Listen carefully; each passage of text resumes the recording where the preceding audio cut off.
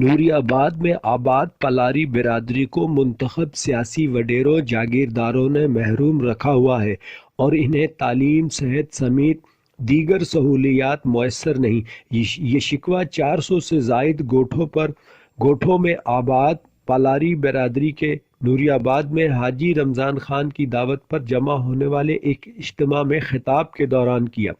انہوں نے کہا کہ نوری آباد تھانہ بلّہ خان کی ہزاروں ایکڑ زمین پر قبضہ کر لیا گیا ہے اور یہاں آباد پلاری غلامی کی زندگی گزار رہے ہیں، جس کو اب مزید قبول نہیں کیا جائے گا۔